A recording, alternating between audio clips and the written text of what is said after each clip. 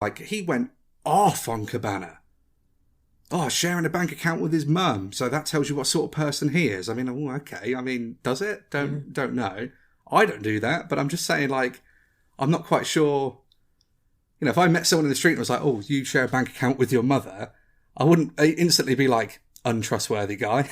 Well, do you know what I mean? It doesn't give me, like, negative connotations of somebody. I found it funny when he said, I've not been friends with him for 10 years, yet I did a podcast 8 years ago with the guy. The timeline doesn't quite add up, yeah. No.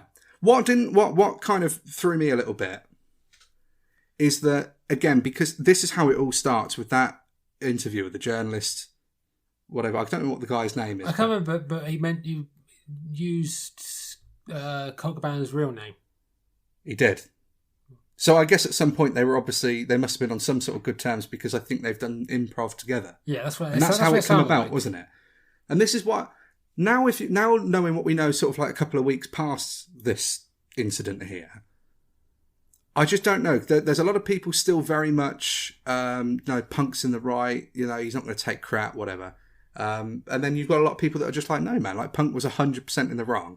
And I've got to be honest, that part of the interview, whether he's right or wrong or whatever's going on there, I don't know, I'm not there. But to go off on that interviewer, like if I'm honest, Punk come off the losing side with the initial guy, for me, just on the sense that he basically started on the guy for being like, oh, you're friends with Colt Cabana, so watch who you're friends with. The guy was like, well, no, I'm not friends with him. We haven't actually spoken in a long time. But Punk still had to like drive that little hammer in towards the end of it, where he goes, well, you need to pick your friends more carefully. It's like, well, he's already told you he's not friends with him. Yeah. Like, he's already shut that down. Like, you're trying to start a fight with him.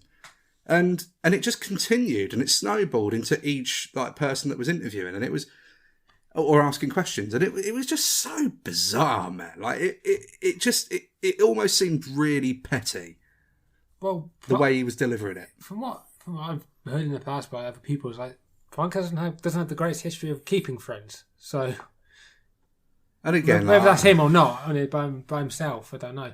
It's a tricky topic to cover, because again, we don't know these people in real life and everything else, but you've got to watch what you're seeing on TV, and the thing is, you're watching this to get kind of to get more sort of drawn into the product, right, of AEW and the angles and the stories that they're telling, and that's kind of really what a lot of these scrums are about. They're kind of that mix of helping talent with progressing an angle, or further hammering home a point that they've just seen or that they're going to see, or something like that. A match coming up, a match that's just happened, where it's still relatively like glossed in kayfabe. But then you also get people, throw in questions out like they did to Tony about like this WWE situation approaching talent, etc. And this one was just so bizarre, because like Punk doesn't have any angle with the Elite. The closest was obviously with Hangman. But he's gone right for Young Bucks, right for Kenny, the EVPs in general. What was it he called them? He said that he said, I'm tired of working, I'm tired of working with fucking children. He was accusing them of making the stories. So yeah, so basically, I think, was it them in general, or was it just Hangman? I think it was because of the Hangman situation and the Colt Cabana situation, about how he thinks that they made it about the reason why Colt Cabana's on Ring of Honor and not on AEW is because of Punk. And they're the ones leaking it to the media. Yeah. And that's the story that he went... But I mean, he buries them, and it's a very, very awkward interview. Obviously, it's up from many different angles on YouTube. You'll find it any way you look. If you haven't seen it, go watch it. If you listen to this, you've probably seen it. My initial reaction was, holy moly. Holy moly. You're not doing it right. I told you I was going to get it in there. I know, but you didn't do. I'm not going to know, because if I try an Irish accent now, it's not going to come out. He's not going to beat you up. He's not going to throw a chair at you. He's not going to bite your shoulder or whatever. Yeah, but if he's got a dog, the dog might get involved. That's the worst thing about this next story for me. So, what happens obviously after the scrum is that Punk goes to his locker. Well, there's a few different takes on it, isn't there? Yeah. But Punk goes to his locker room. All we know that's happened for definite from that point is that then CM Punk has ended up in a backstage altercation with the Young Bucks, Kenny Omega. Ace Steel was involved. Yes.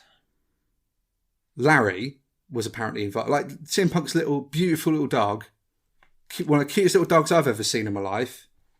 Like getting involved in it. Just the thought of that really just makes me sad.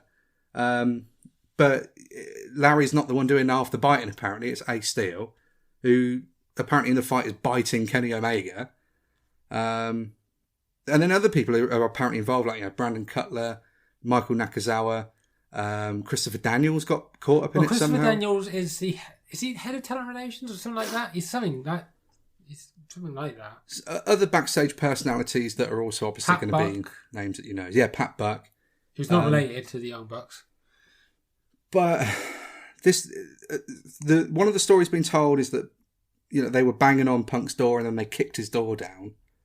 And then they start, and then it starts fighting. And the other side of it is like, well, no, they didn't kick his door down. He's kind of he's over dramatized. Yeah, they went to super kick it, but they can't slap a door. But what a mess! Like it's just these are EVPs as well. These are like not just top stars in your company, but like top personnel within your company. Yeah, and this resulted in everybody being suspended. Yeah, not only that, but the Elite had just won the trios title, which was the thing that everyone's been waiting for. Everyone knew that they'll probably be the first winner, and they get stripped of it. The mad thing is because they get stripped of it because of what's happened. We'll go sort of bit by bit here then. So they've been suspended, and Tony Khan on the Wednesday night Dynamite that followed AEW All Out opens the show saying that they're going to do a new trios match tonight to crown the new champions, and they're going to hold a tournament because the AEW World title was also vacated. Another tournament already. Another tournament already. And the immediate thought is that, it's because of all the suspensions. But Punk's is slightly different because Punk's is being sold to us that he's only relinquished the title because of the injury. So he sustained a pectoral injury or pectoral tear, was it? I think it was a tear. But that's during the match, I think they said. During the match against Moxley at All Out. Which means if he tore his bicep throwing a punch, then he is...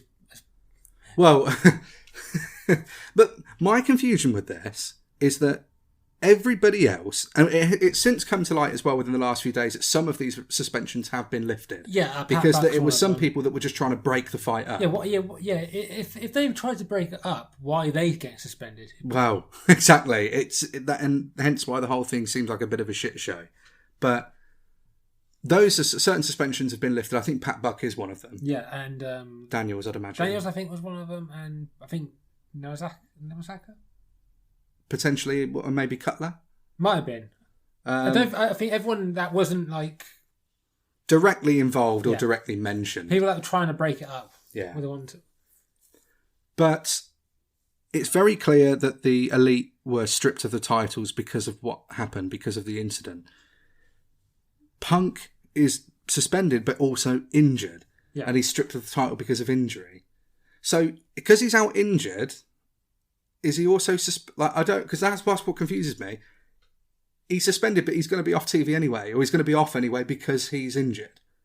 So it's almost like he's not even getting a proper punishment. Not really.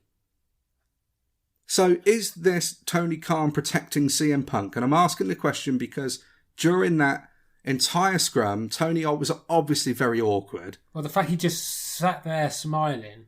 Because I don't get it. I understand it. That must have been a super awkward position to be in. For any of us being in that position, for me being in that position, I would have probably laughed at some of it because the thing is wild. Like, what else can you do? Like, what can you do? CM Punk is just sat there. He's the biggest star in your company, and he's going off on this absolute rampage. What can you do? The only thing is that would be me sat there. I'd be sat there not as the CEO of AEW. And like what you said when we've done that little Ash Reacts video, you sat there laughing, and you should be defending the company. Like what? It should be. Well, you're just making yourself look really bad because you're letting the wrestler get control, and you're not protecting people that are higher ups in your company.